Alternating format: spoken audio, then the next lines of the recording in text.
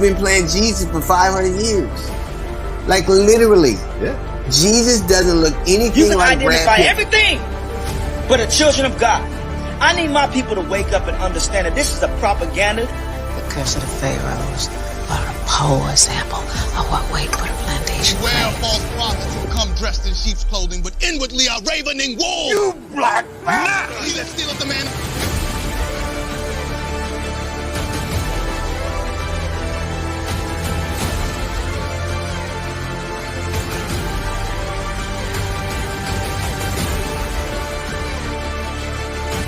You must unlearn what you have learned.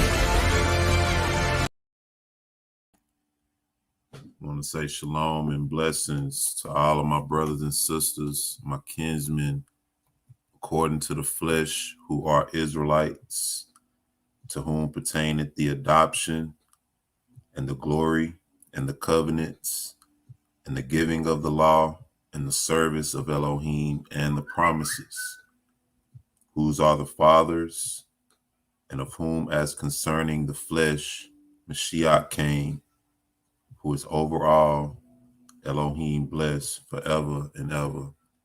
Hallelujah and amen. I want to say shalom to everybody. Hope everybody's doing well. Hope you had a blessed morning, blessed afternoon, and having a blessed evening as well. I want to give all praise, honor, and glory to the Most High first and foremost for all of his goodness, all of his grace, for giving us knowledge in this day and time, giving us the insight and the discernment to know the truth, and for granting us the spirit of knowledge so that we could choose the things that is pleasing to him. Before we get started, I want to acknowledge, a few people. There are a few people who, I don't know how to put it, but kind of under the weather right now. I want to send some prayers out to the brother Banya. As well, you also know about the brother Cleo. He's coming back to 100%. But I want to pray for the whole family, during this time, because we're living in a time where, things is sort of ramping up, things is getting complicated everywhere with this, with the what going around. A lot of people are being affected one way or the other, and so my prayer is that the Most High will keep our people safe and protected in this time.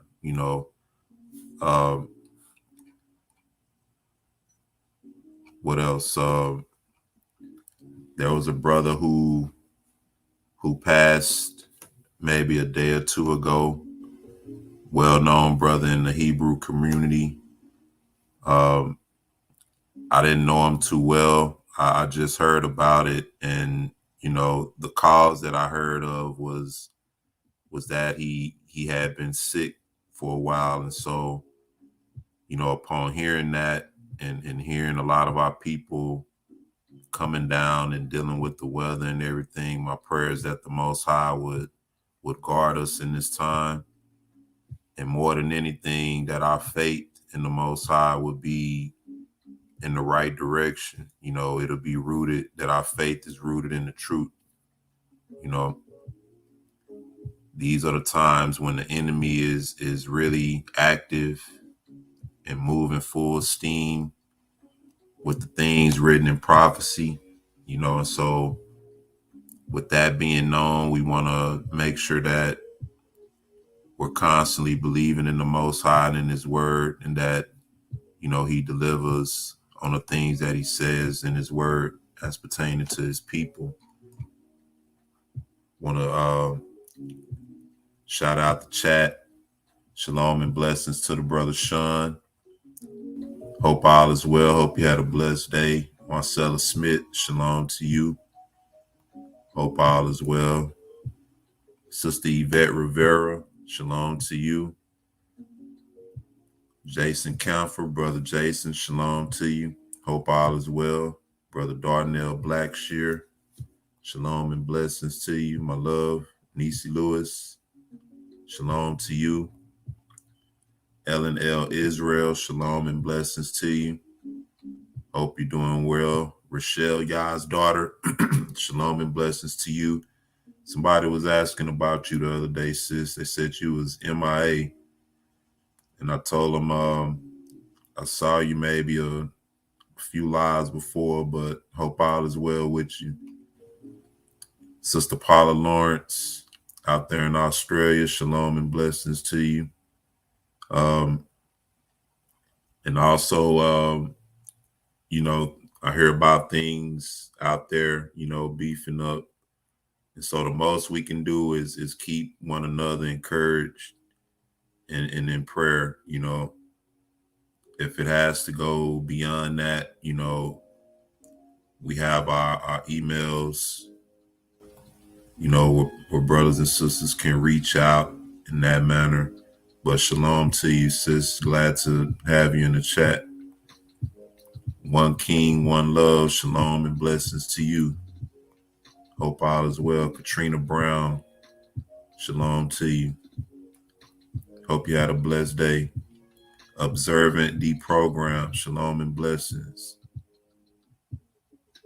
She said, I'm here, okay. That's good to hear. All right. So I want to say shalom and blessings to my Salt of the Earth Productions family, Brother Bunya, Brother Cleo, Brother Kadar, my brother Yash, my brother Hal Goodwin, and shout out to my brother Shofar over at the Jacob's People platform. Brother is building up a nice fellowship over there. If you haven't subbed to that channel, feel free to. It's Jacob's People. I believe right now the brother has a fast going on, a 40-day fast. You can chime in on it at any time, in fellowship, and get more information on that, about the fast that's going on. I think that's a good thing to do, in this time. Set a day and afflict yourself in that way before the Most High, if you can do that, but in any case, we should still be in prayer and in fellowship and in meditation of the Most High, His law and His word, Shalom and blessings, set apart heart. Hope you had a blessed day. Hope all is well. We got a interesting convo today dealing with religious contention among the Gentiles. And let me see something real quick.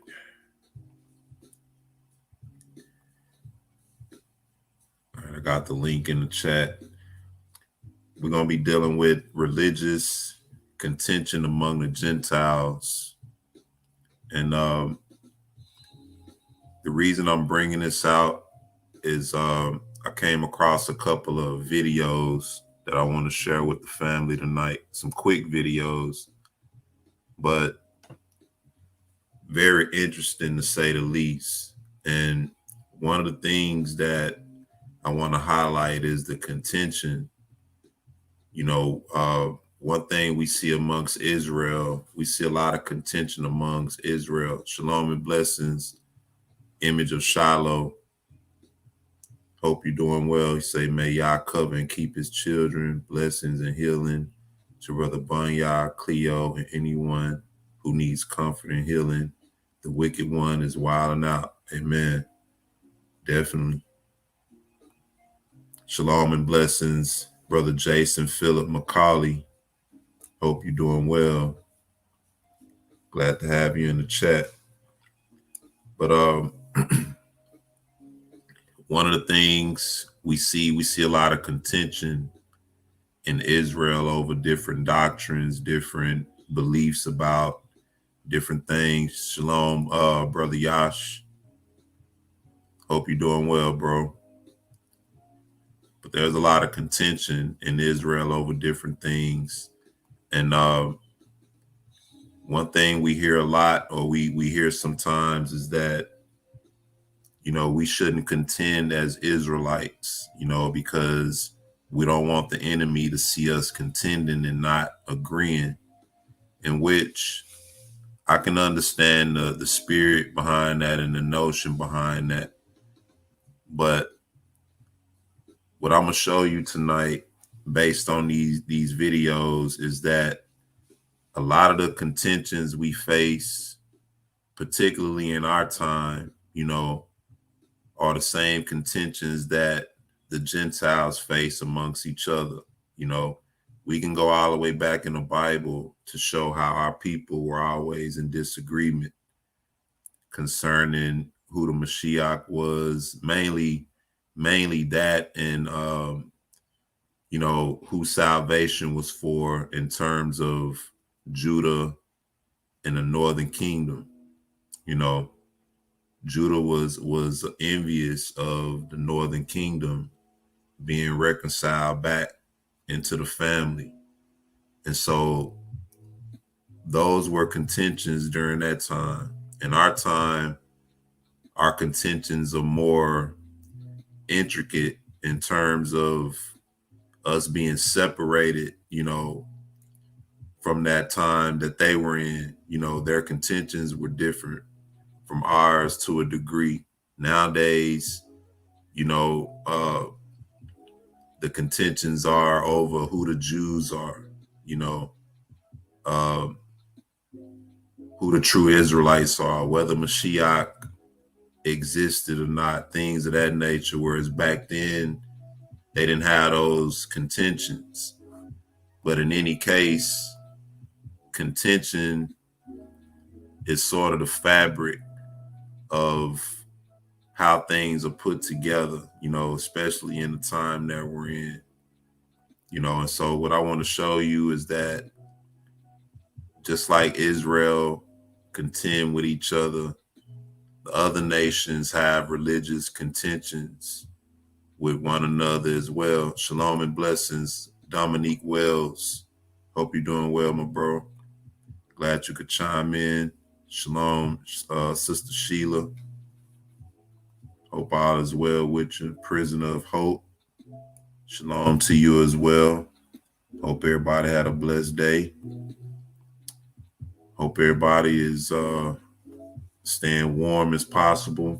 A lot of cold fronts came in different places. So, you know, that may have, you know, hit some people the wrong way, caught some people off guard. But, you know, we pray the Most High, like I said, keep us safe, keep us strong, you know, and keep us shielded in this time. Shalom, my brother Smitty. Shalom and blessings to you, bro. Hope you had a good one. So I want to get into some of these videos because these videos are going to sort of give us some of the backdrop that we need. All right. This first video right here. All right. This video is dealing with two men, sound like they're over in Europe, maybe Australia, something like that, just based on the accents you're going to hear. But in any case, you're going to hear one of the gentlemen express that a Jew is someone who is a descendant of Abraham, Isaac, and Jacob. And then you're going to hear another gentleman rebuttal him by asking him, was Abraham a Jew? All right. And this is a quick video, but I'm going to play it a couple of times just so we can get a good backdrop. But give me a second. Hold on. A Jew is someone who is born from Abraham, Isaac, Jacob. Talking nonsense. He hasn't read the book. Do you believe Abraham was a Jew? In the Bible, it says, I am the God Do you of believe Abraham was a Isaac, Jew? and Jacob. Do you believe Abraham was a Jew? The tribe of Judah, there's no J in Hebrew, right? Yeah. The tribe of Judah. Yehuda. That's where we get the term. Do you believe Jew. Abraham was? I believe he was a Hebrew. Was he a Jew? In one sense, yeah. The answer is no. No, in one sense, yes. No, in no sense. Open your ears. In no sense. In every sense. In no sense. He was the father of the Jewish people. Sense. You're talking nonsense. No, you are. You're talking absolute crap, mate.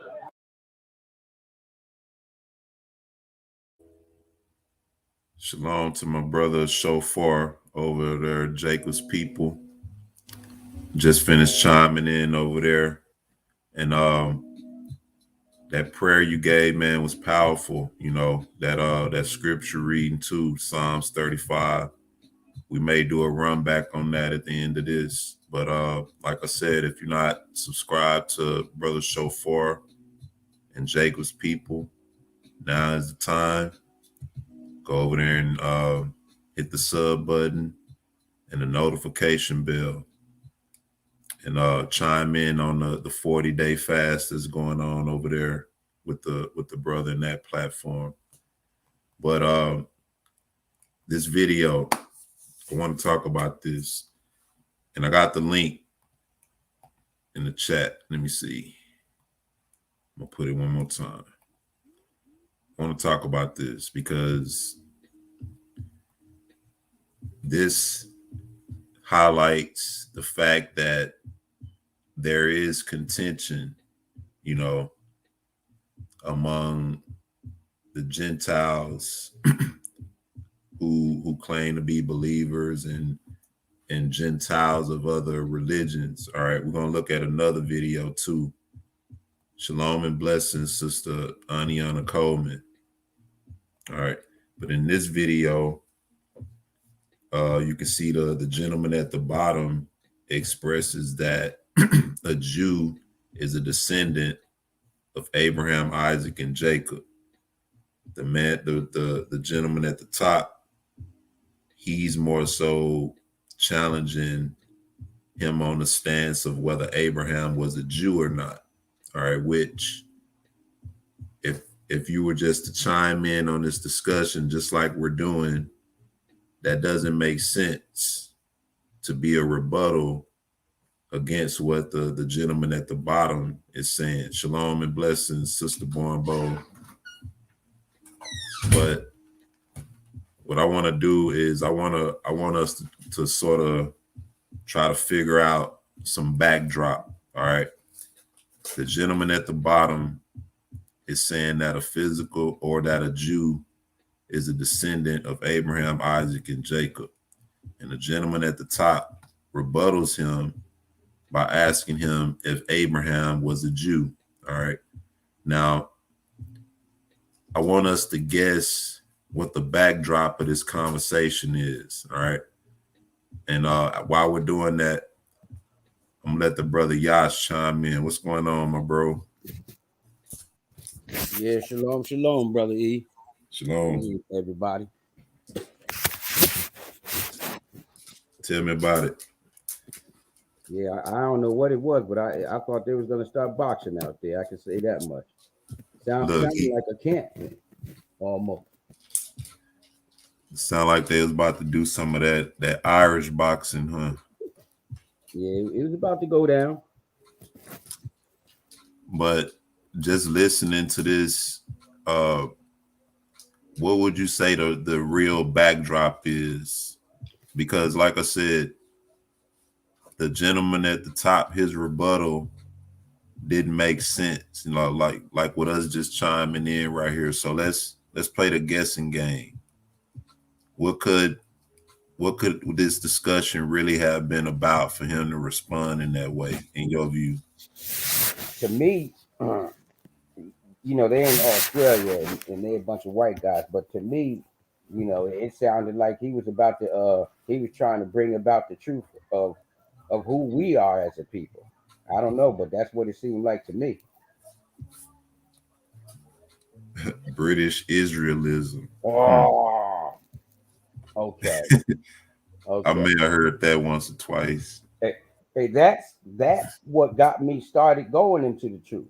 When they back in the 80s, British Israelism was real good, and they had a book, United States and Britain and Prophecy, and that's what really got me started, because I was reading that book. But the prophecies, like I say, they were really speaking to our plight. I don't know what they were talking about, but they were speaking about our plight. All the prophecies that they were pulling up. Shalom and blessings, Sister Naba Kanaya. Hope you're doing well. Brother Chadro, what's going on? Hope you're doing well, bro. I ain't seen you in a while. Well, I don't know if it's that I haven't noticed you in the chat in a while. You've been kind of silent, but hope you're doing well. You know what I think with this video? I think that the gentleman at the bottom, and this is just my guess, he may have been speaking of salvation, and salvation is of the Jews. And now he's breaking down what a Jew is. A Jew is a descendant of Abraham, Isaac, and Jacob. So now the gentleman at the top is offended, and his response is more so based on the faith of Abraham, which when you deal with Christianity, everybody believed that they're of the faith of Abraham, right? Or that the faith of the being of the faith of Abraham supersedes you being a Jew in the flesh or a physical Israelite, because they still don't know who the Israelites are. But I think that may be somewhat the backdrop in this. Could I be wrong though? Nah, you're probably more right. After you said that made all the sense in the world to me. Now you got I guess they call themselves Ephraim, so I guess you got Ephraim Yeah. arguing against spiritual Israel. Shalom, brother Rupert McDonald. We trying to find out what the backdrop is to this video. Let me play it one more time. Hold on.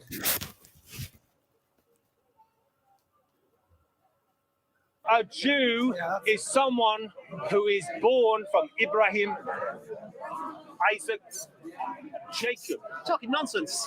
He hasn't read the book. Do you believe Abraham was a Jew? In the Bible, it says, I am the God Do you of believe Abraham was a Isaac, Jew? and Jacob. Do you believe Abraham was a Jew? The tribe of Judah, there's no J in Hebrew, right? Yeah. The tribe of Judah. Yehuda. That's where we get the term. Do you believe Abraham was? I believe he was a Hebrew. Was he a Jew? In one sense, yeah. The answer is no. No, in one sense, yes. No, in no sense. Open your ears. In no sense. In every sense. In no sense. He was the father of the Jewish people. Sense. You're talking nonsense. No, you are. You're talking absolute crap, mate. Hey, brother Yash, look, the dude at the bottom looked like, the dude in the hat, right? Yeah. He looked like he was finna call the other dude a 2/3 Negro or something. Yeah, for real. But then look at this though. He said a Jew is a descendant of Abraham, Isaac, and Jacob, right? Mm-hmm. And then he asked him, do you believe Abraham was a Jew? Right? And so what if he would have replied with no, Abraham was not a Jew? Just by your guess, what would have been a follow-up response? Shoot. From my guess, let me see. What would he have said? Shoot, I thought he did say something. I thought he said, yeah, Abraham wasn't a Jew, but Abraham was a Hebrew, but he still called Abraham a Jew. So I don't know. Yeah, he said in one sense, yes. Right. Then he said he was the father of the Jew, or the tribe of Judah. Yeah. You know, but I think that was probably the backdrop of this conversation.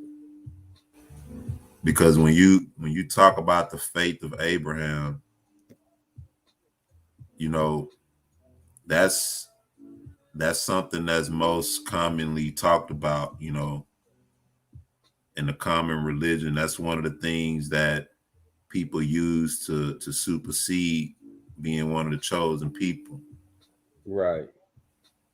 You know, if they say I'm of the faith of Abraham, right? But the Bible tells us that faith come by hearing and hearing come by the word. So if we are of the faith of Abraham, what was the faith of Abraham? What was it? What was it based on? What was the tenets of the faith of Abraham? Well, Abraham's was based on his on the righteousness of the Most High. And Because so Abraham obeyed. exactly. And so because Abraham, our forefather Abraham, he had faith. He did what the Most High told him to do. The Most High entered into a covenant with him. All right. And so through that covenant, he said that all nations of the earth shall be blessed. Right. Mm-hmm. So all nations meaning what? Because he said also, go ahead, I'm sorry. No, you go ahead. No, I was saying all nations meaning what? Because he said also that he was going to make a full end of all nations. Mm. Yeah, because I was going to say all nations wherever we were scattered in. Because he scattered us to the four corners. And the only reason why they got blessed is because we've been in there. Let me see something. I think I want to check something out real quick. Okay. Since we talking about the faith of Abraham, let's look at it a little bit. The 4th chapter of Romans. It says, let me get my. It says, what shall we say then that Abraham, our father, as pertaining to the flesh, had found? All right, so the father pertaining to the flesh. All right. So he's talking to, when he say Abraham, our father, as pertaining to the flesh, he must be speaking to more people who are the descendants of Abraham according to the flesh. Whoever he's talking to is a descendant of Abraham according to the flesh. What shall we say then that Abraham, our father, as pertaining to the flesh, hath found? For if Abraham were justified by works, he had whereof to glory, but not before Elohim. What are the works they talking about right here? If Abraham were justified by works, he hath whereof to glory, but not before God. What works?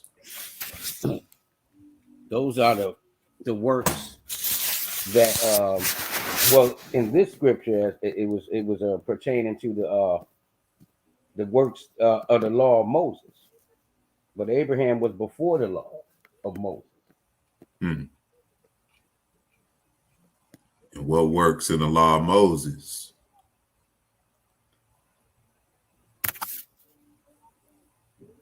Is it talking about keeping the law?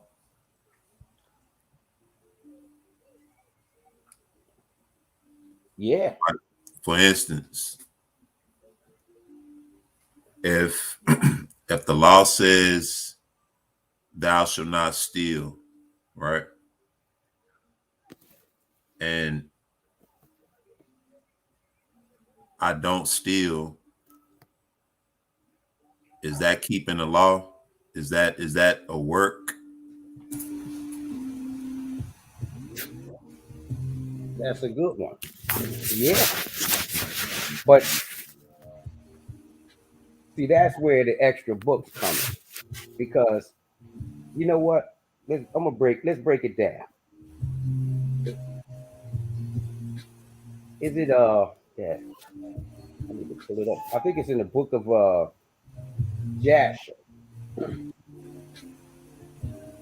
when it spoke on the death of Abraham and his testimony was that he had set up a meeting place and he fed and he clothed and he preached righteousness everywhere to everyone who entered into his house. And it said during the lifetime of Abraham, the whole world, everyone in the world was saved during the lifetime or taught of the Lord, we call it saved, during the lifetime of Abraham. Yeah, that's in the Jasher. Yeah, that's in the book of Jasher, speaking on his death. So check this out. Even with that example, right? Abraham did that by faith, right? Yes. So the Bible tells us faith without works is dead. So what works could we be talking about right here in Romans 4? You telling me the Most High won't justify you by feeding the poor and preaching the gospel, giving them clothes, giving them food, making sure they have what they need, and then encouraging them with the word? You won't be justified for that? See, those are what you call the works of faith. And that's why he said Paul's teachings were hard to be understood, because keeping the law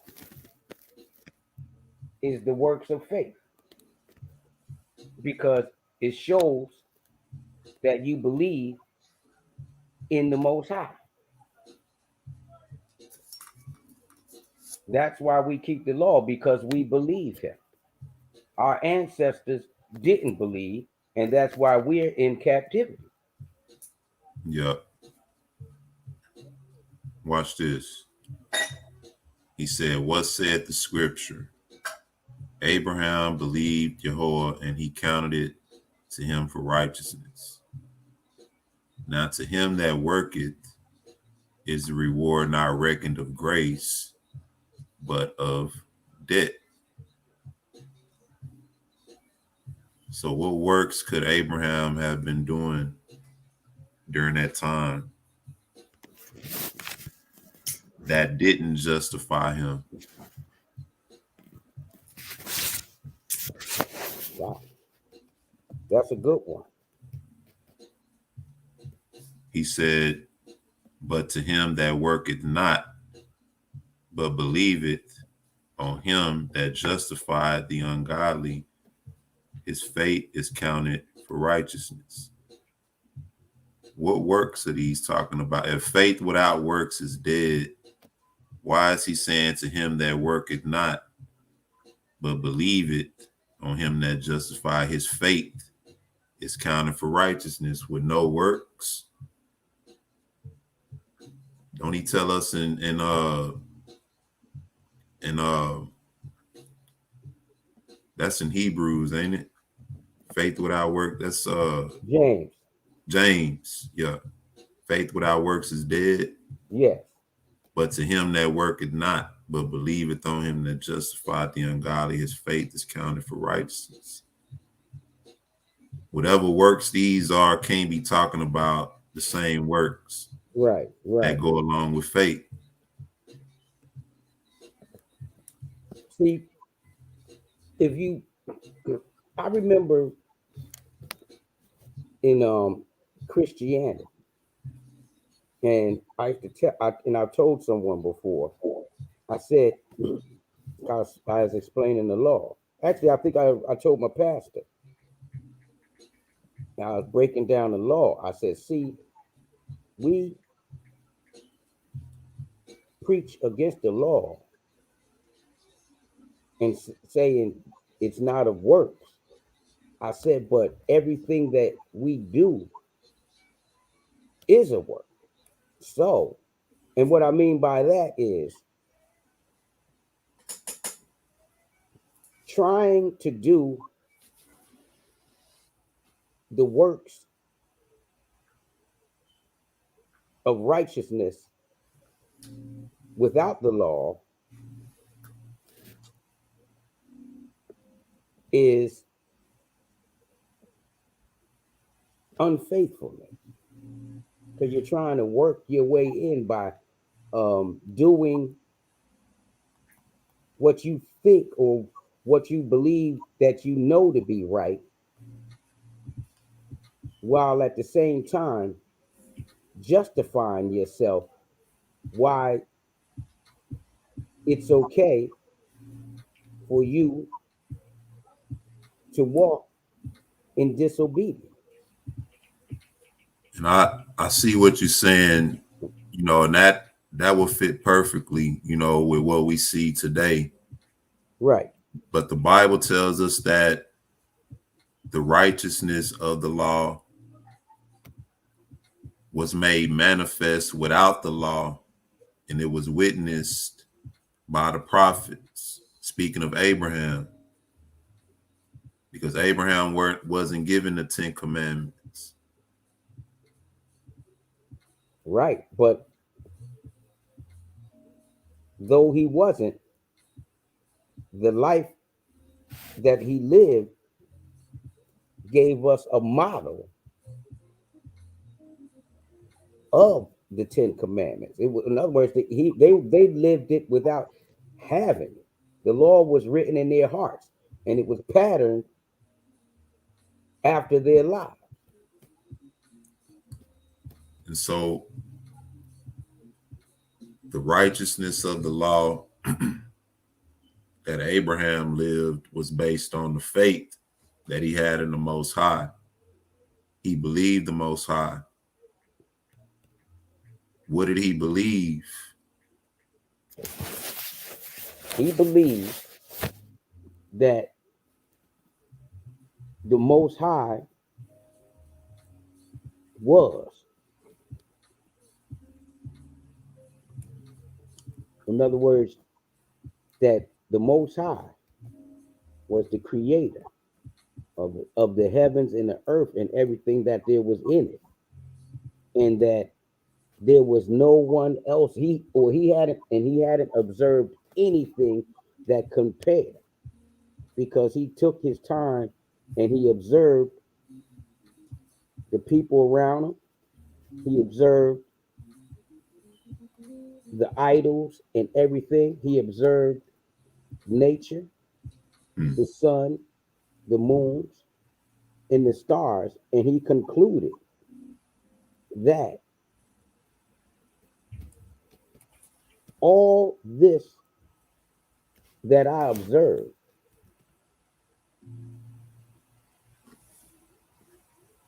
is above everything else that there is. So he sought out that one, because he knew that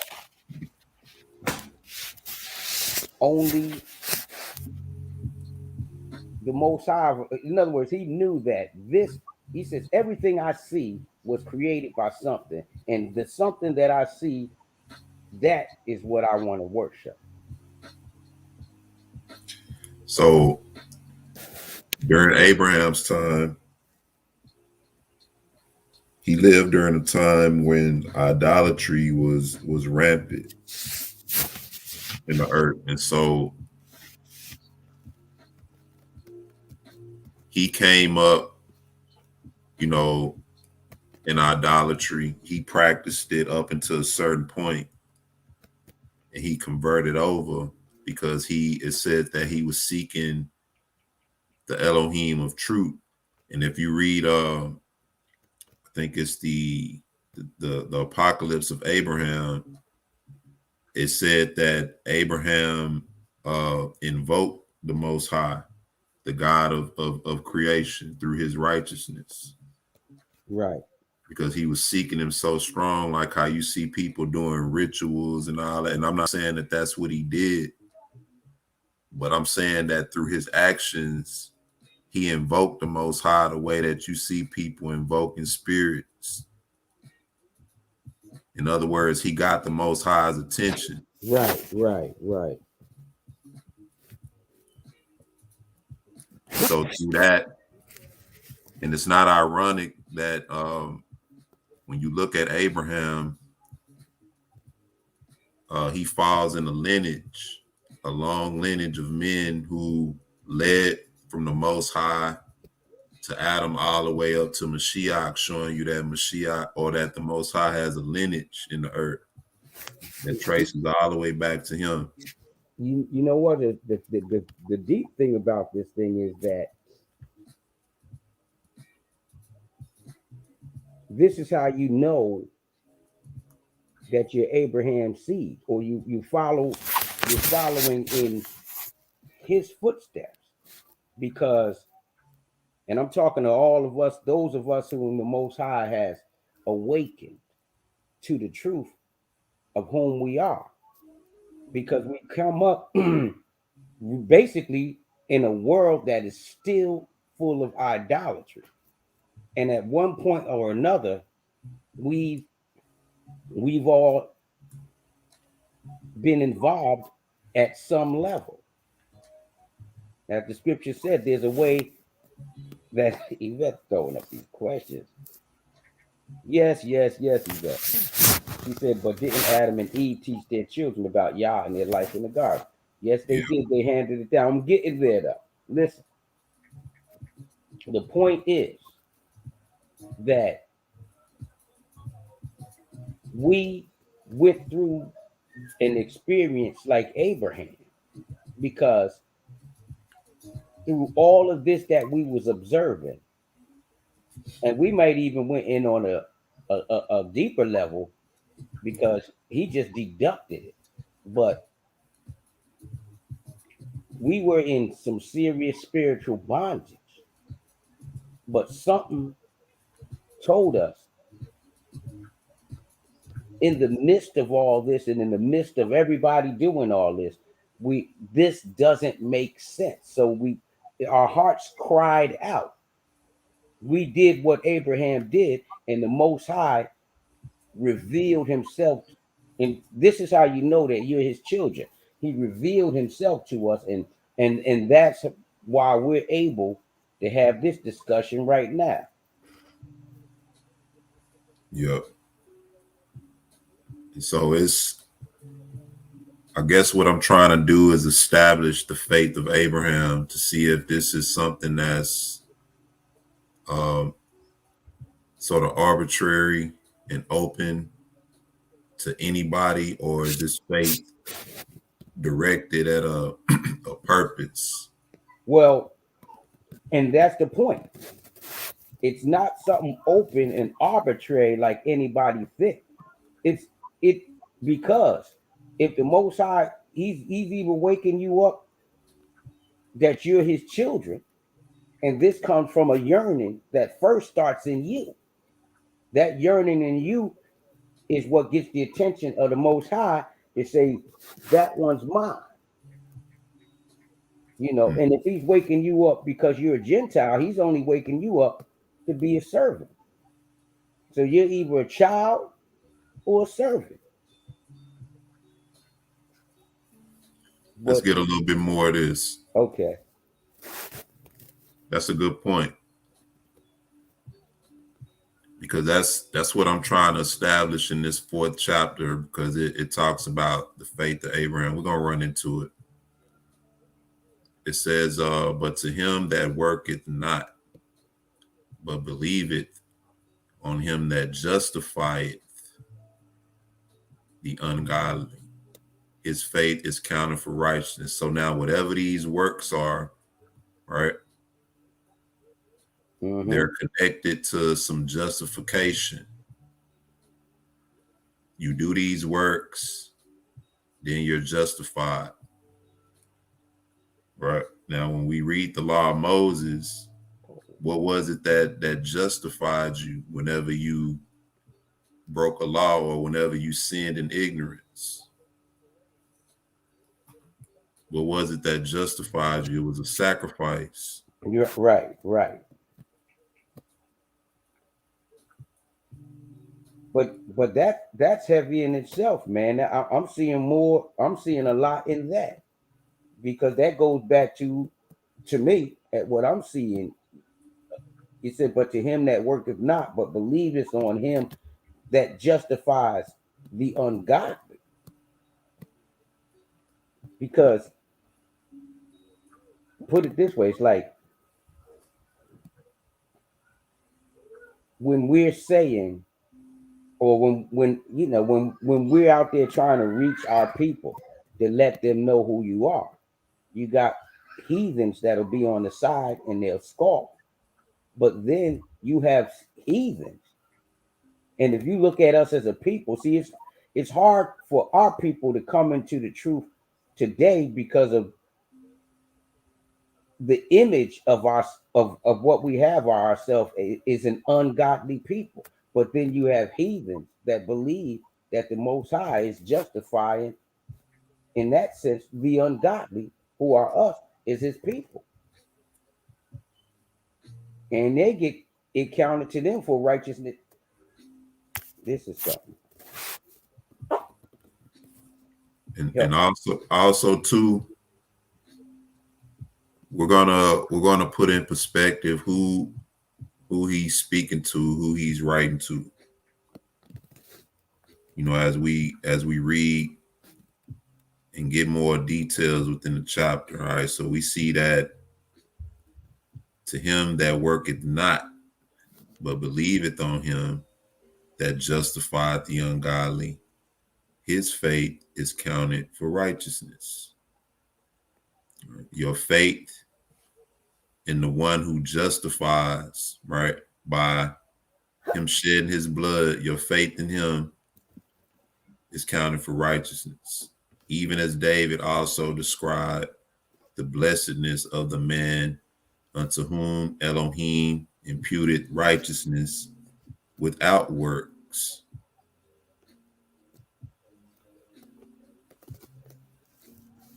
Righteousness without works.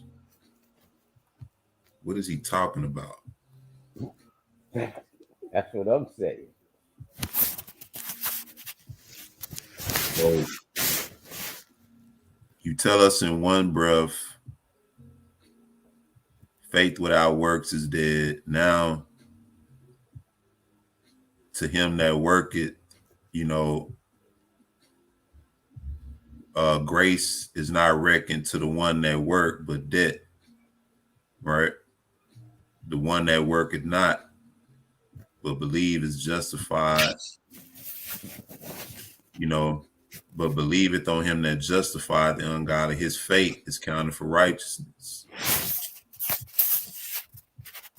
Even as David also described the blessedness of the man unto whom Elohim imputed righteousness without works, saying, blessed is he whose transgression is forgiven, whose sin is covered.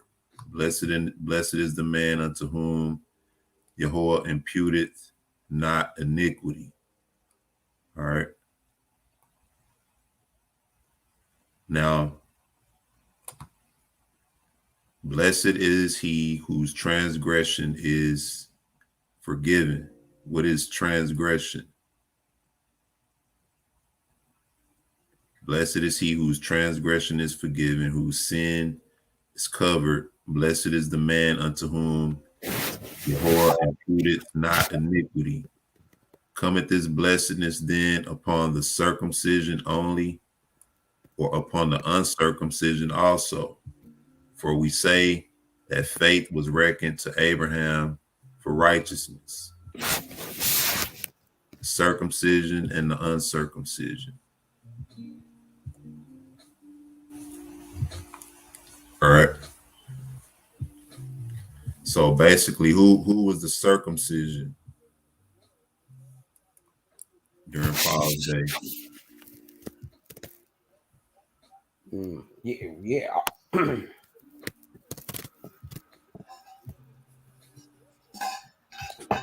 And see, my thing is, he says, for we say, who is we? Which verse you talking about? Same We verse. say that faith. We was say reckoned. that faith was reckoned to Abraham for righteousness. See, because this goes back down to the disputants. Because if you study Pharisaical thought, then you understand that there was even a disputing of their eschatology or theology back then. You know what I mean? It's different types of thought. But anyway, Yeah. You got to understand, and let me give these people my thing. Family out there, listen.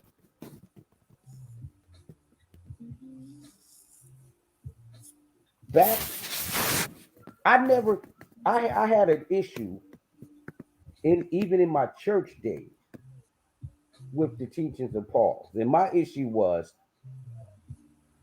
it shouldn't, when the Messiah taught, it was simple as a child could understand. His was too deep for me. So I kind of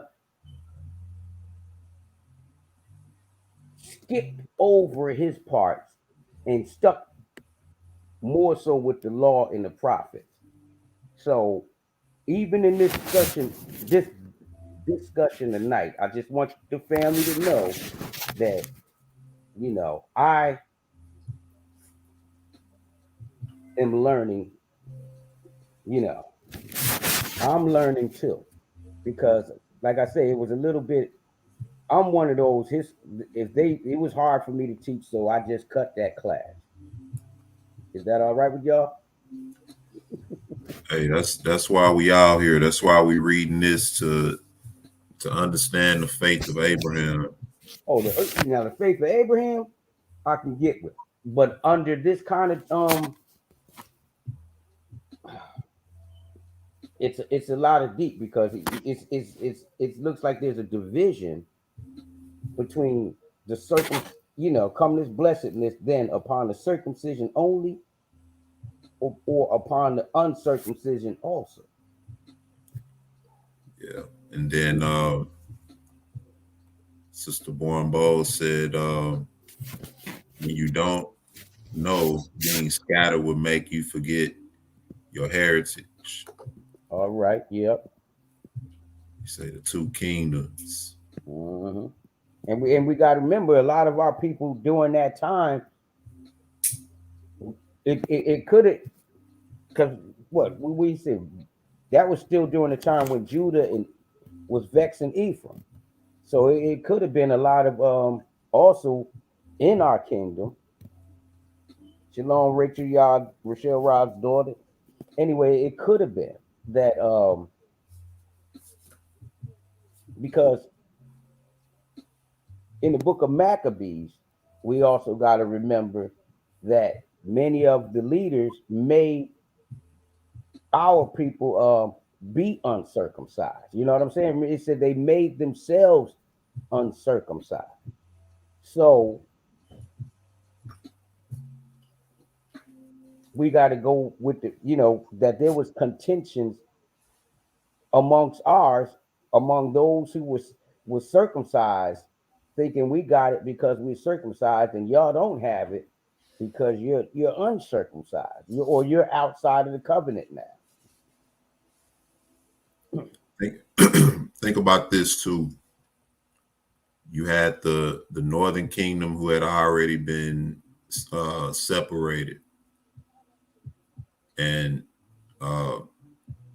you had 3 kingdoms that Judah had been through before they came to the Romans.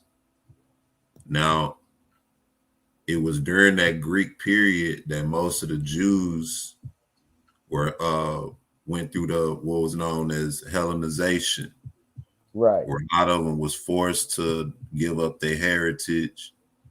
They couldn't celebrate the days or keep the holy days. They couldn't identify themselves as Jews. They were being a lot of them were being killed for these things. So they went through all of that, and now here we are in the time of Mashiach and Paul, and he's saying what he's saying now. Cometh the blessedness then upon the circumcision only, or upon the uncircumcision also? So who could he have been talking about when he spoke of the circumcision? Romans 3. What advantage then hath the Jew, or what profit is there of circumcision? Much every way, chiefly because that unto them were committed the oracles of Elohim. For what if some did not believe? Shall their unbelief make the faith of Elohim without effect? Elohim forbid that Elohim be true, but every man a liar, as it is written, that thou mightest be justified when thou speakest, and be clear when thou judgest. So, who is the circumcision? Well, then he was calling the circumcision of the tribe of Judah. Judah. And we know Judah was the southern kingdom. Right. So when we go back to Romans 4 and 9, cometh this blessedness then upon the circumcision only, or upon the uncircumcision also? Because you still had Jews. Somebody made a point. I think that was Image of Shiloh. Yeah.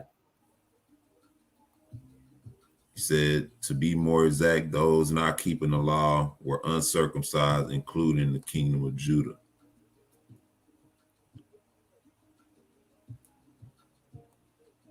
Said most of the southern kingdom was keeping the law and was livid.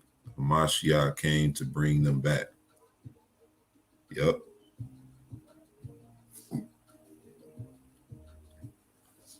That's why they said, whether will he go? Will he go to the dispersed among the Gentiles and teach the Gentiles? Right. Mm-hmm. He was saying whether he go, you cannot come. Right. They didn't know what he was talking about. The circumcision and the uncircumcision. Let's read some more. For we say that faith was reckoned to Abraham for righteousness. How was it then reckoned? When he was in circumcision or in uncircumcision? Not in circumcision, but in uncircumcision. So in other words, when righteousness was reckoned to Abraham, he was uncircumcised. He hadn't received that covenant yet.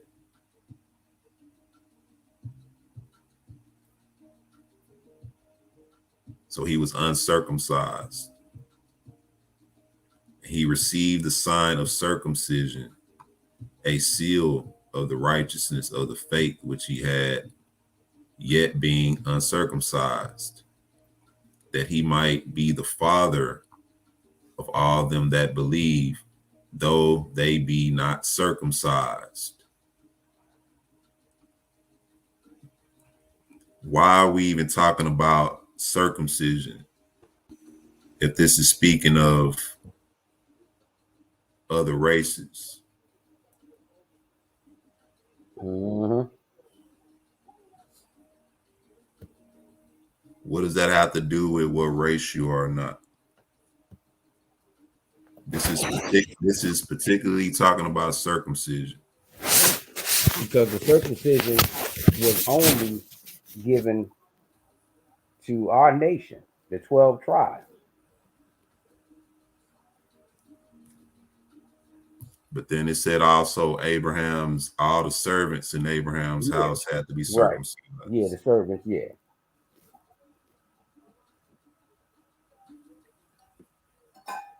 So once they became circumcised, they were still under Abraham. Yeah.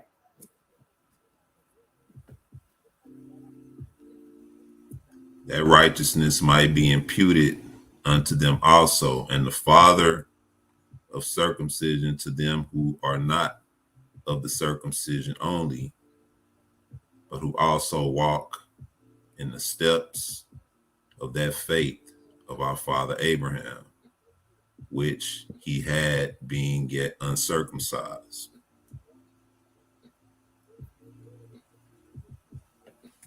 So when Abraham was uncircumcised, the first thing he did that you brought out was he denounced his idolatry, and he sought the true Elohim. And that's how he got the Most High's attention. He did that by faith. Mm-hmm. He cast down his father's idols, broke them and burnt them. He did all that by faith. Right. While he was uncircumcised. I'm going to read verse 12 again. The father of circumcision to them who are not of the circumcision only, but who also walk in the steps of that faith of our father Abraham, meaning what? They have to cast down their idols. They have to seek the Elohim of truth. They got to stand up to their family members. Right? Mm-hmm. Which he had being yet uncircumcised, for the promise that he should be the heir of the world was not to Abraham or to his seed through the law, but through the righteousness of faith. So Abraham was promised that he would be the heir of the world, him and his seed, right? He said that to Abraham and to all his seed, right? He gave him that land, right? Mm-hmm. You even read scriptures where it tell you that the whole earth was made for Israel's sake. Right.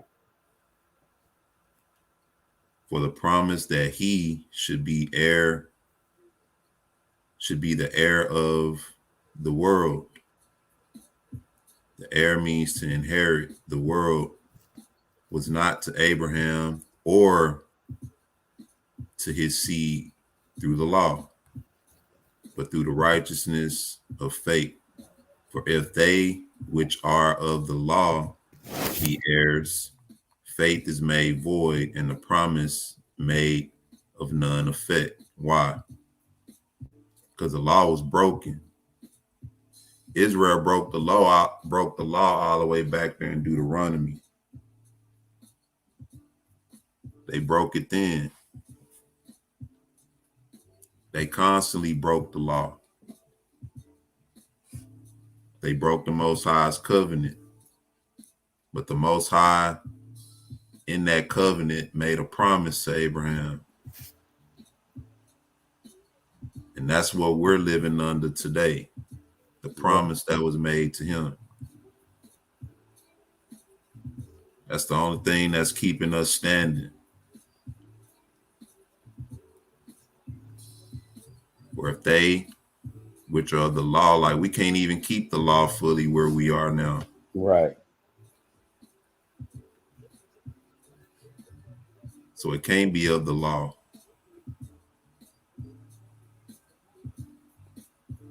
He said, for if they, which are of the law, be heirs, faith is made void, and the promise made of none effect.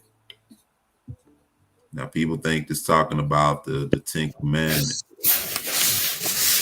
you know, but remember, under the law, you have to do works in order to be justified for the things that we do in error. These are the things we can't do. Right.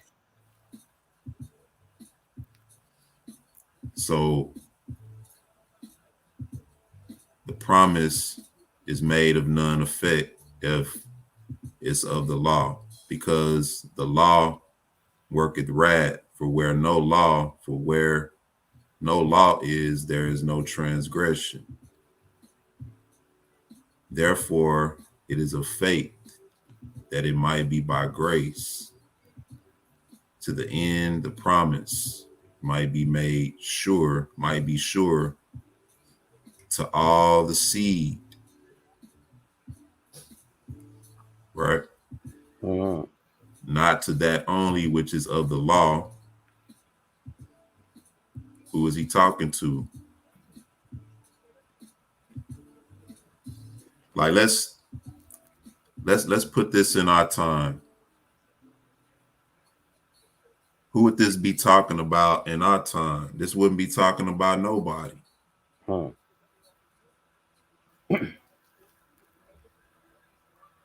That's why I said even some of the stuff Paul wrote was for that particular dispensation of time. Yeah. Not to that only which is of the law, but to that also which is of the faith of Abraham, who is the father of us all. Now, how did Cornelius know to fast and to pray and to do all of this kind of stuff if the Most High said that Israel only has he known, and that all the oracles and better yet, I put it like this: Baruch said that, happy are ye Israel, for the things that are pleasing to the Most High are made known to you. What other nation of people knew to fast to the Most High or to pray to him or to, walk upright before him? That's what Cornelius was doing. That's why the angel sent him to Peter, who was of the circumcision. Peter was he was of the circumcision. Yeah. But Cornelius,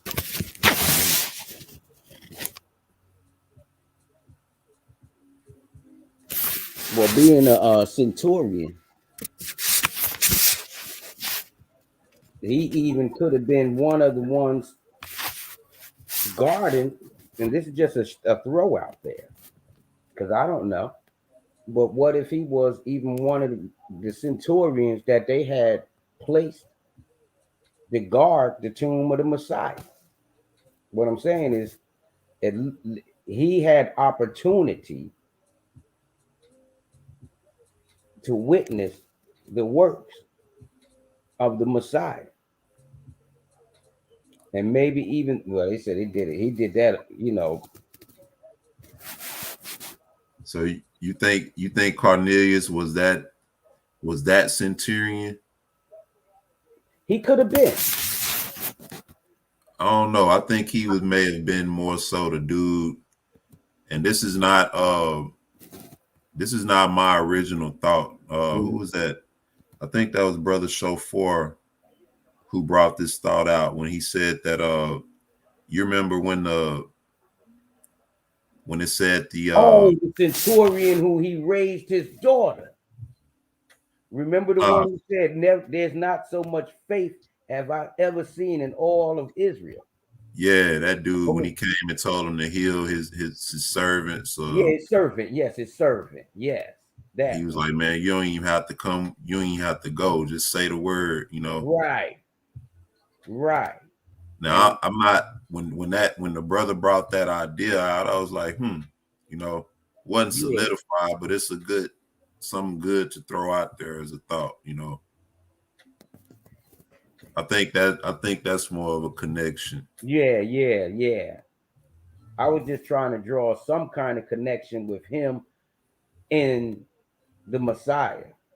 Yeah. And him seeing all the works of the Messiah, which caused him to be paying, you know, the alms and doing good, you know, for the children of Israel, you know, for Judah. So he said, therefore it is of fate that it might be by grace, to the end the promise might be sure to all the seed. The promise might be sure to all the seed, not to that only which is of the law, but to that also which is of the faith of Abraham, who is the father of us all. All right. Father of us all. Right. And not only that, it's to all the seed.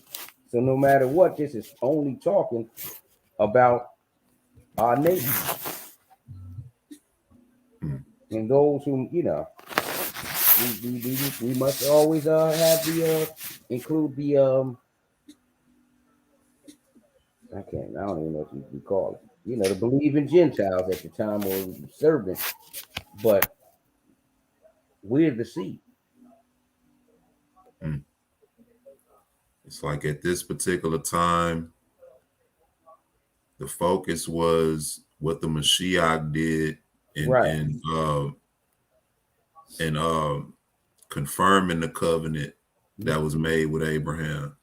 And then after Mashiach did his works, he sent the gospel out. And now it's about operating in the faith of Abraham, because we're a divided people. He's not telling the Jews not to keep the law. Right? But everywhere he wrote letters where the people were scattered, he was telling them circumcision profits you nothing, you know. And you'll see that is mostly dealing with circumcision. Circumcision and the works of the law are the two main contentions that people have with Paul's writings. And that's because many of our people, they knew that the law was you had to be circumcised on the 8th day. So no way was they going back in their older age and circumcise themselves. Go through that. It was better for them to just believe. And that's a pattern that I noticed in Paul's writings. Whenever you read the letters that he wrote to all the scattered among the Gentiles, whenever you get to the parts where it seems like he's telling them not to keep the law, it's always the works of the law or circumcision. And I think that was part of the Judah vexing Ephraim, or Ephraim vexing Judah. Them the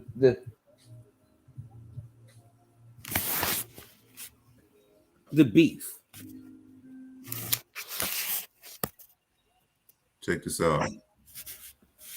He said, therefore it is of faith that it might be by grace to the end the promise might be sure to all the seed. The promise might be sure. Right here would have been a good place. Right there. All the seed. Right here would have been a good place to put the promise might be sure to all, or to all men, or to everybody. Right. That would have been a good place to put that.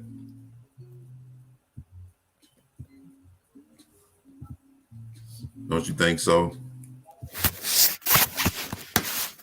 Exactly.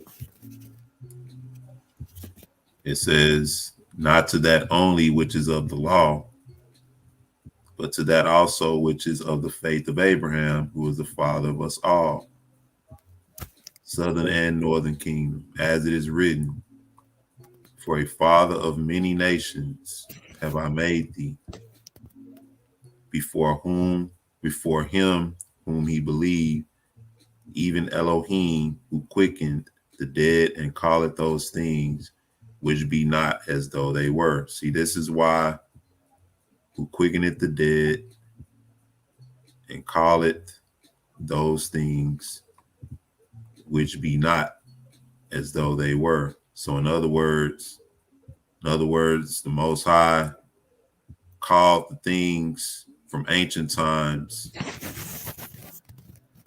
He called out the end times, or he spoke from ancient times those things that had not come to pass yet, as though they had already come to pass. That's what prophecy is. And so this is the key to let us know what we need to do in order to understand everything Paul is saying about our forefather Abraham. We have to go back and look at what he established. It says, who against hope believed in hope, that he might become the father of many nations, according to that which was spoken. So shall thy seed be. And being not weak in faith, he considered not his own body now dead when he was about 100 years old, neither yet the deadness of Sarah's womb. He staggered not at the promise of Elohim through unbelief, but was strong in faith, giving glory to Elohim. So this is another example of his faith, right? Because when the Most High told him he was going to have a son, at first he said, let Ishmael live before you, And so the Most High told him that Ishmael wasn't of the promise, through Isaac shall his seed be called. So Abraham believed that. Mm-hmm. And being fully persuaded that what he had promised, he was able to perform. Right? It even tells you that when he sacrificed Isaac, that he knew that if he went through with it, that the Most High was going to raise Isaac back up from the dead, because he already promised him that his seed was going to be called through Isaac. It says, and therefore it was counted to him for righteousness. Now it was not written for his sake alone that it was imputed to him, but for us also, to whom it shall be imputed. Talking about the promise. If we believe on him that raised up Yehoshua, our Adonai, from the dead, who was delivered for our offenses and was raised again for our justification. All right. So who is Romans 4 talking about with the faith of Abraham? You say our. I think that's talking about the Israelites. I mean, if we look at it in context with that particular time, I always say the time that we're living in is a different dispensation of time. When the Most High told our people that we would be scattered, talking about when he would scatter Judah into the four corners of the earth, and how we would serve the gods of these nations. So we're in a different time now where we pretty much not a people at all. Like we, you know, we're citizens of whatever nation we find ourselves in. You know, you have a lot of our brothers and sisters who are in the islands, you know, the West Indies, and sadly, a lot of them believe that they're a different race of people. And you know what? That's interesting because it still ties into the faith of Abraham, because you have to believe that we're the people. It says that he says, you know, that he is, or you have to believe that you are, and that the Most High will reward you, because being not a people without faith will cause you to wind up not a people on the wrong side. Yep. They say, but wasn't Ishmael fathered by Abraham? Yep. I thought you were. Yeah.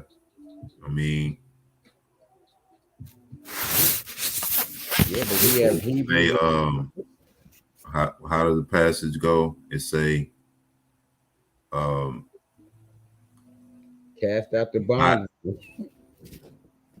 I'm paraphrasing, because they're all the seed of Abraham, you know, they're not all the chosen, you know, and Isaac shall our seed be called. Oh, I thought it was in the church your seed be called. Uh-huh. Yeah. They say Ishmael was born of the bondwoman and could never be a Hebrew. Now he's a Hebrew. He just could never be of the promise. Yeah. And Isaac shall our seed be called. So technically, Ishmael is rendered among the Gentiles. You know, America's beef with Jamaicans, yet we are the same people. Many look down on Haitians, yet we are the same people, and don't understand that. And the thing about it, some people, a lot of people take pride in that, you know, thinking that they're different. It said our people in the Caribbean believe in the church. Yeah, they believe in that tough. White Jesus, you know, they believe in that real tough. Only difference is here now they faking like they believe that Yeshua is the black Messiah, but in their hearts they believe in white JC, in the zigzag man, in their hearts. When they pray, they concentrate as hard as they can to get that right picture in their face, in their mind. Man, so faith cometh by hearing, hearing come by the word. Am I mistaken for believing that the faith of Abraham that Romans 4 talks about is a faith that's established on what's written in the word, what the Most High promised Abraham? I think the faith of Abraham establishes a relationship with the Most High, not based on, it's just a relationship, and it's not based on anything he promised, but it's based on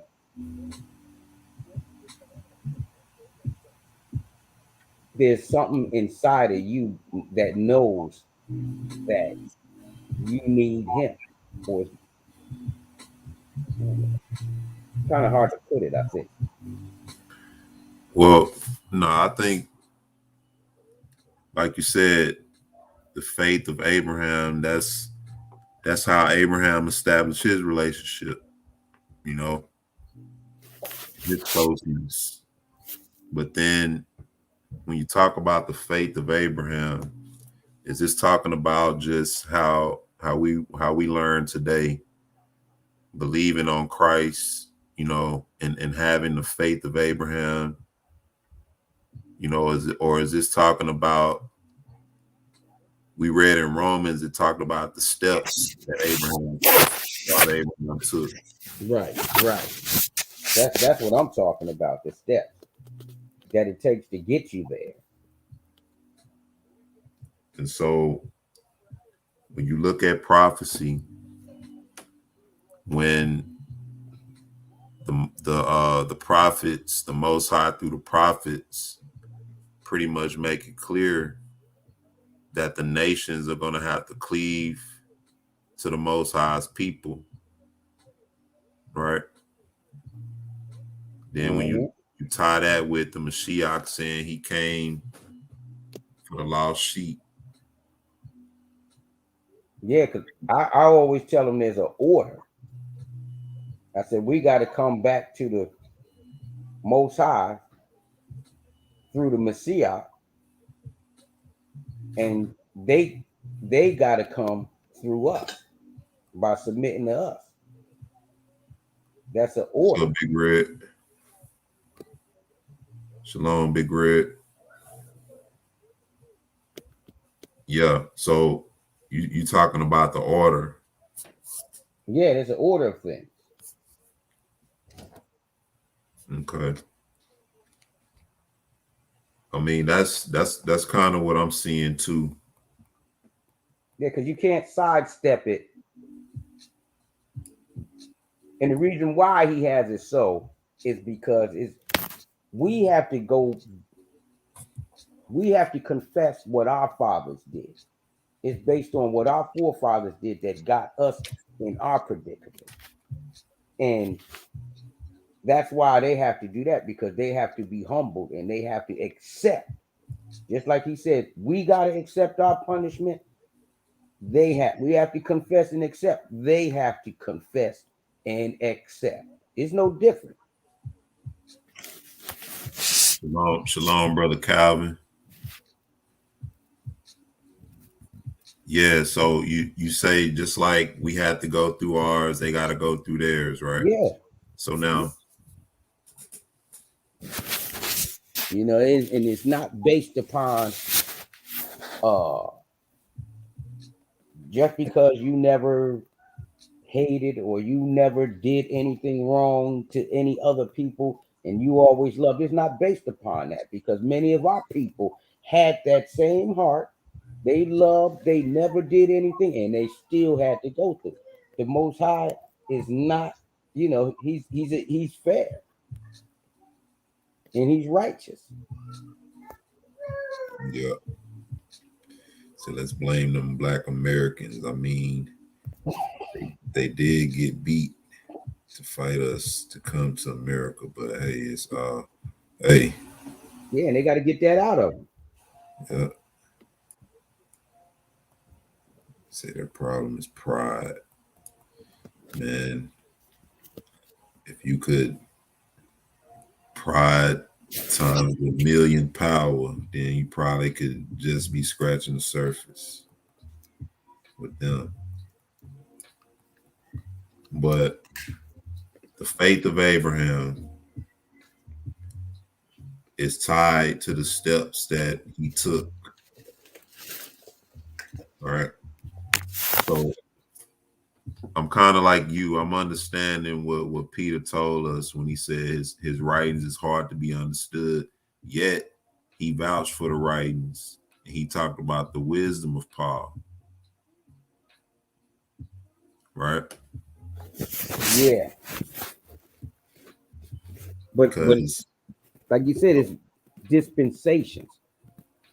No, they couldn't understand it in this time. He was telling them in their time they hard to understand.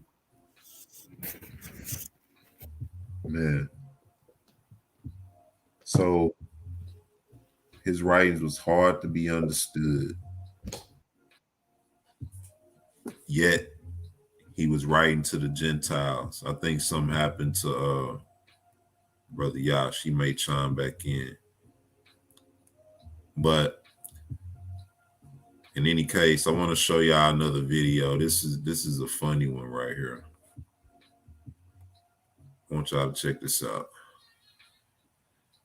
This video is dealing with, if you can see the screen, it's a ish guy, a ish dude, and then you have like a guy look like he from India, maybe, and then you have a guy here who's a Muslim, all right, and you have a Muslim, a Christian, and a quote unquote Jew, all right. Let's check this out, see what this is about.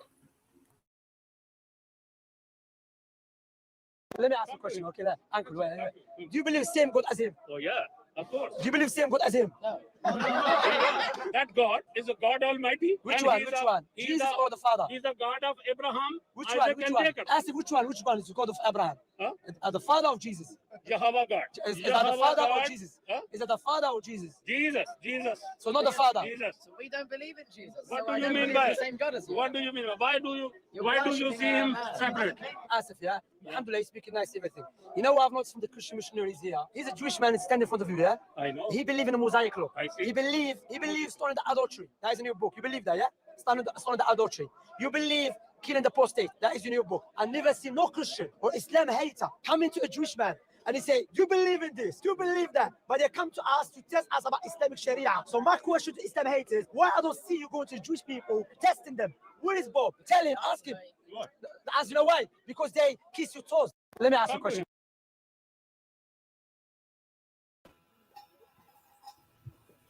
All right, so in this video, you have the Muslim, the Christian, and the Jew. All right. The Muslim starts out asking the guy from India who's a Christian, do you believe the same God as him? Talking about the Jewish God. He says, yes, of course. So he asked the Jewish guy, do you believe in the same God as him? Pointing to the guy from India. And he said, no. And they start laughing. All right. Off top, showing you that there's a difference between the Christians and the Jews. A lot of Christians think that these people are the Most High's people.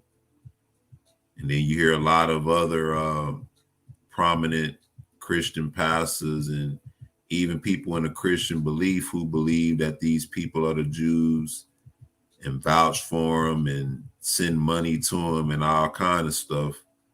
But you see right here, he's telling you that they don't believe in the same God as the Christians, right? But the guy who is a Christian is saying that he believes in the same God as him. So we see that there's a disconnect or misinformation going on. We see that people who are in Christianity seem to be more misled when it comes to understanding connections and how other people believe and serve. But what you think, bro? Yeah, it's like almost seems like it's an inside joke, you know. It almost seems just like they got an inside joke, and you got to ask yourself, what is wrong with this picture? You know, they He have made more it. in common. He made it sort of clear at the end, but then he went into some other things. Let me play it again. Hold on.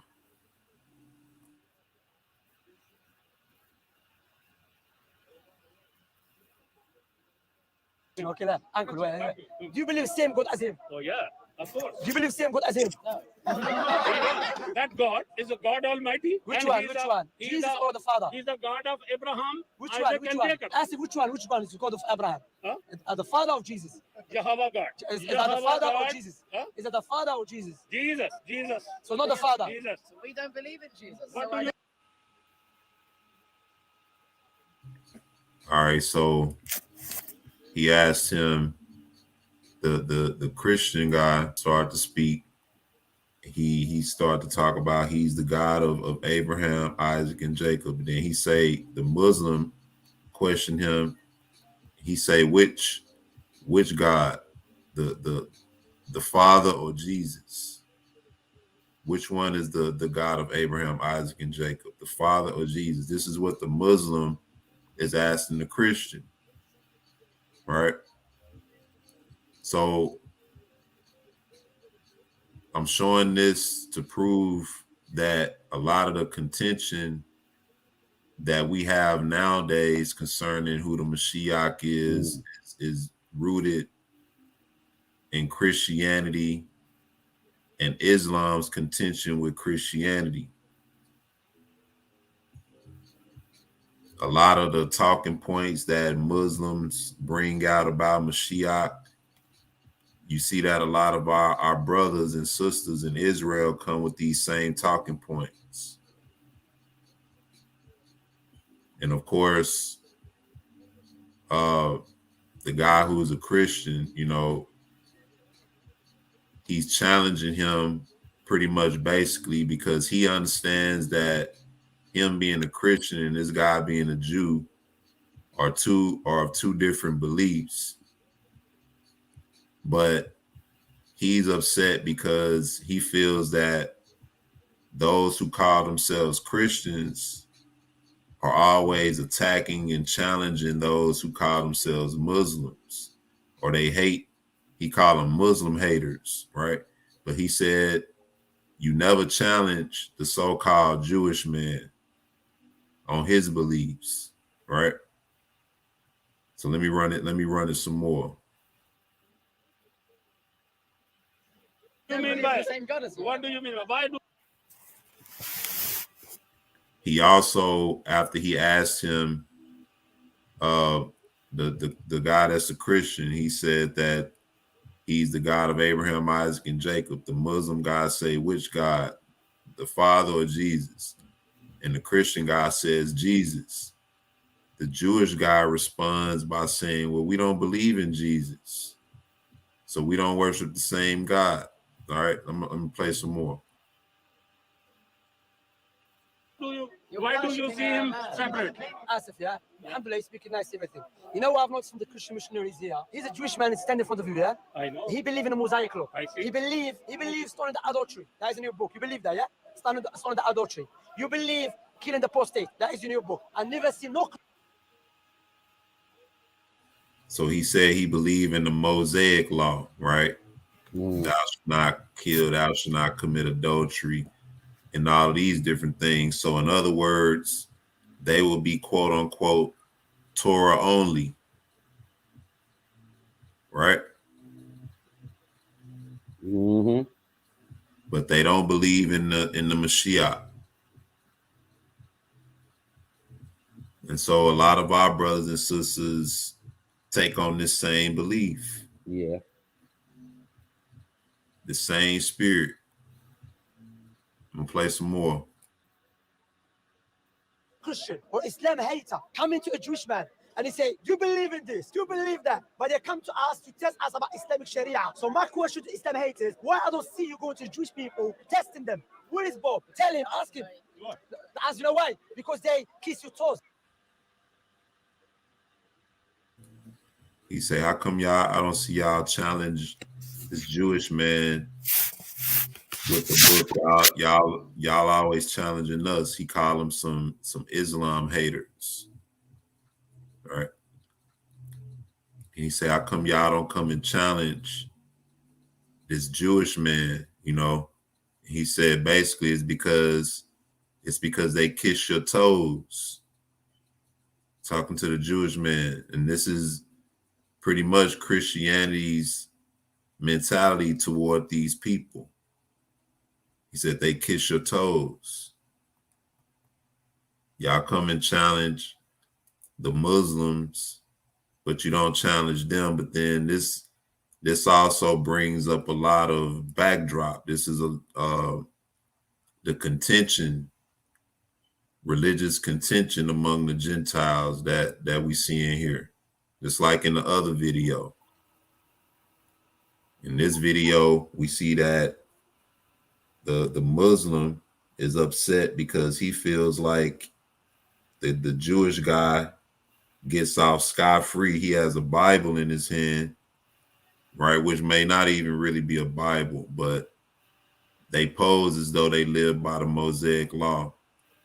However, they're not challenged for not believing in the Mashiach, yet the Muslims are challenged for their belief about Mashiach, that he was just a prophet. So they all in error.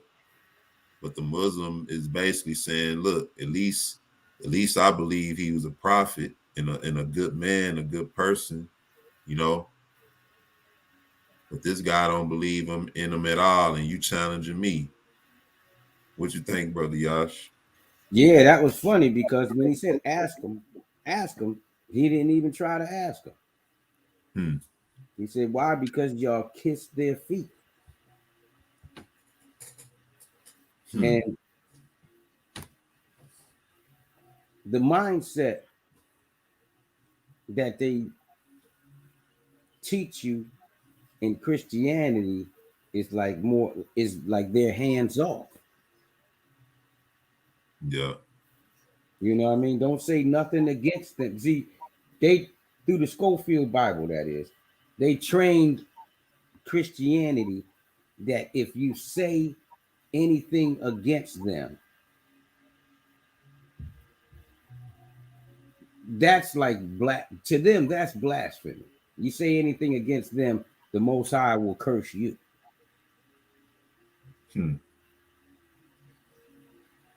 They say anti-Semitic when technically they the ones that really are.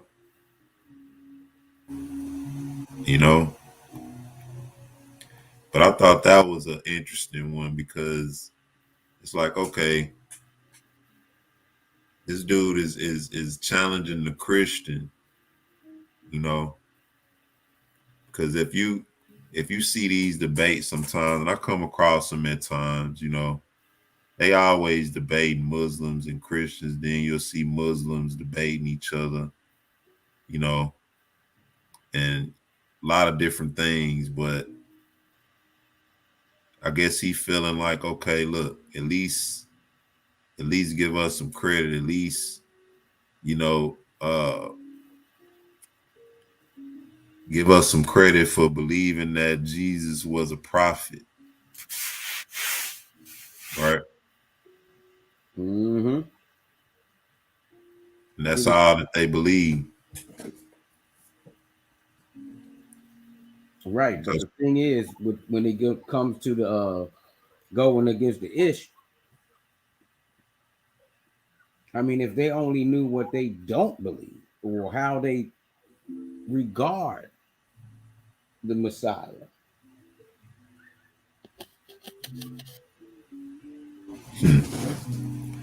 I guess that goes back to the faith of Abraham. Hmm.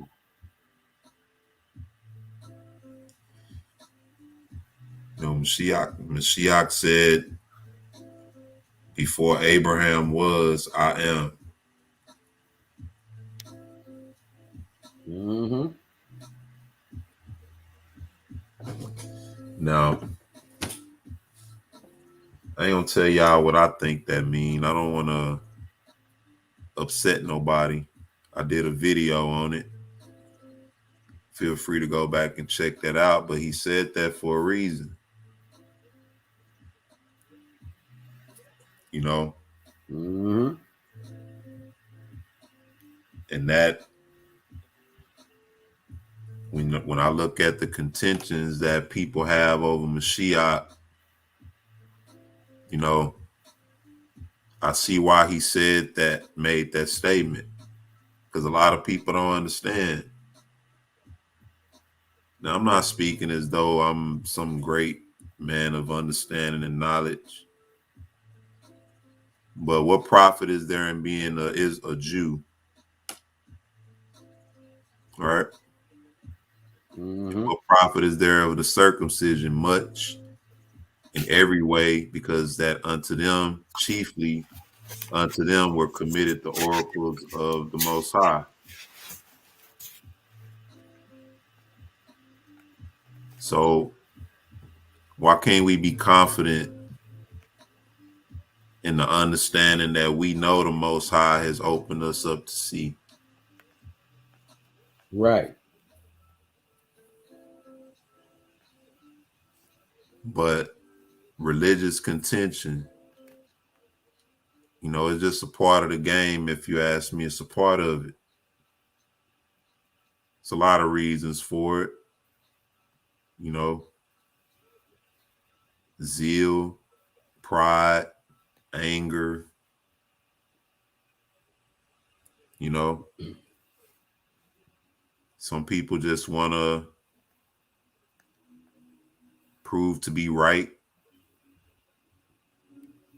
You know? Yeah. And some of it just could be that Sadducee blood in them. Yeah. The fallen sons of Zadok never came back to this day. So in this, what we seeing in this video, this sums up pretty much the Gentile beliefs, the Gentile religion as we know it. You know, from a standpoint that we know it, you got Christianity, you got Islam, and you got Judaism right here in front of us. Mm. Watch this. I'm gonna play it again. Let me ask you a question, okay? Uncle, wait. Do you believe same God as him? Oh, yeah, of course. Do you believe same God as him? That God is a God Almighty. Which one? Jesus or the Father? He's the God of Abraham. Which Isaac, one? and Jacob. Ask him which one is the God of Abraham? Huh? The Father of Jesus? Jehovah God. Is that the Father God. or Jesus? Huh? Is that the Father or Jesus? Jesus. So not the Father. Jesus. We don't believe in Jesus. What So do I you don't mean believe by the same God as you? What do you mean? Why do you worshipping see him a man. separate? Asif, yeah? Alhamdulillah, he's speaking nice, everything. You know what I've noticed from the Christian missionaries here? He's a Jewish man standing in front of you, yeah? I know. He believes in a Mosaic law. I see. He believes stoning the adultery. That is in your book. You believe that, yeah? Stoning the adultery. You believe killing the apostate. That is in your book. I never see no Christian or Islam hater coming to a Jewish man and he say, do you believe in this? Do you believe that? But they come to us to test us about Islamic Sharia. So my question to Islam haters, why I don't see you going to Jewish people, testing them? Where is Bob? Tell him, ask him. As you know why? Because they kiss your toes.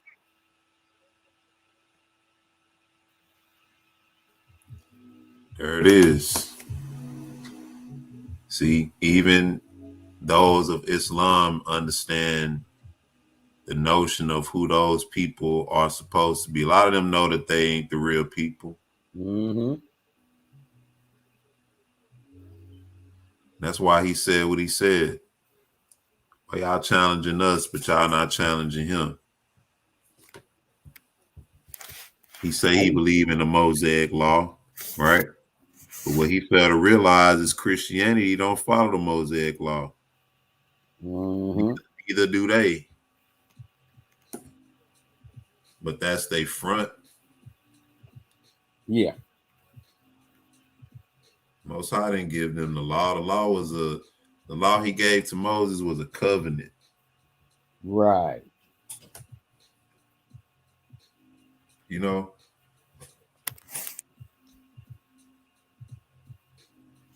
So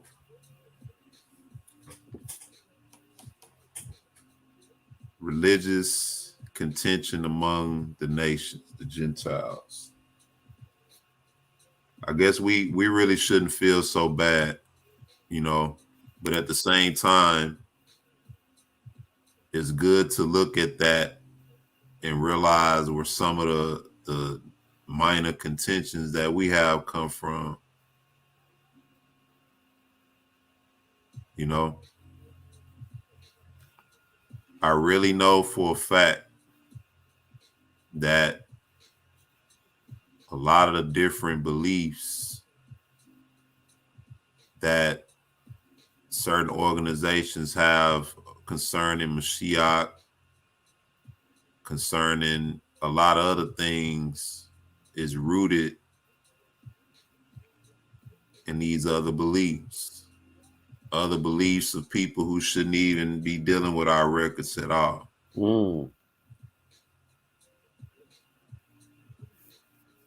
You know,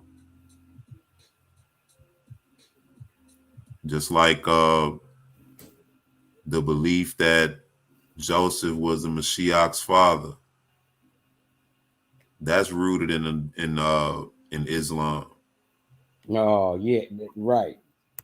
Actually, what did Islam say?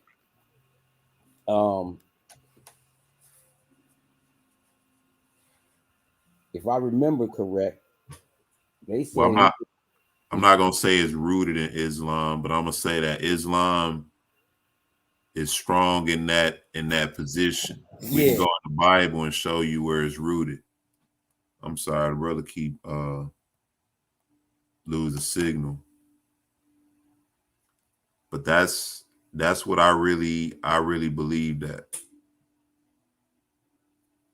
You know, I can go back many years and look at debates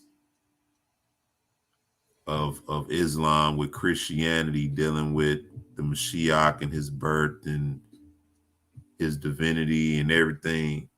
And you'll see that some of the positions or pretty much all of the positions that they take, a lot of our people are taking those same positions now. But in any case, we see that the nations are contending.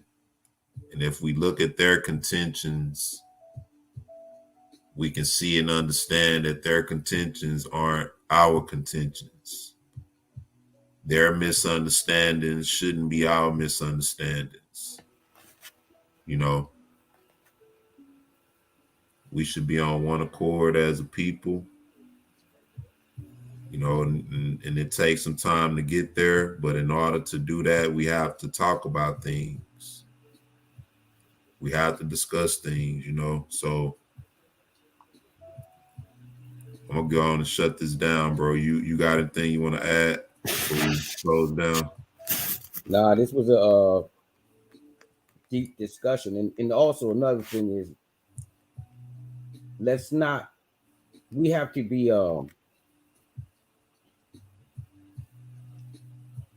let's not let differences of opinion, or even if, you know, many of us, you know, we might not even believe the same way, but let's not let that divide us. We're trying to be a nation. So let's deal with each other in understanding, knowing that we've all been traumatized, and some of us are even still in these other religions like Christianity or Islam or something. But if they're sincerely asking you, not coming up to pick a fight and debate with you, but if they're sincere, then treat them with some, let's try to treat them with some love and kindness and respect and pray for them. Amen.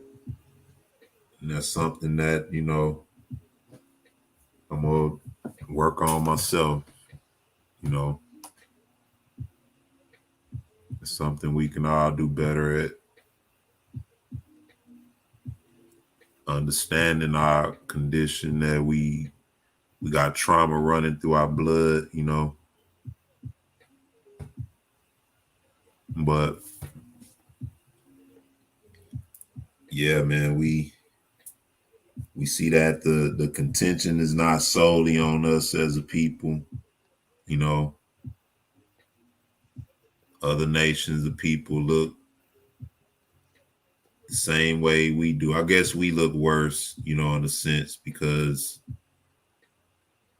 that was 3 different beliefs, 3 different religions, and here we are with one book, and we can't find a common ground, you know, amongst our people. But at the same time, that's really not for us to stress ourselves about, because, you know, we have to have the proper guidance in that, you know. The Most High got to show us a lot of things. Mm-hmm. It's hard to read a 66 book record and think you understand a full culture from, you know, thousands of years ago. You know, you're talking about maybe 5,000 years, 4,000 or 5,000 years, when Israel first became a nation, you know,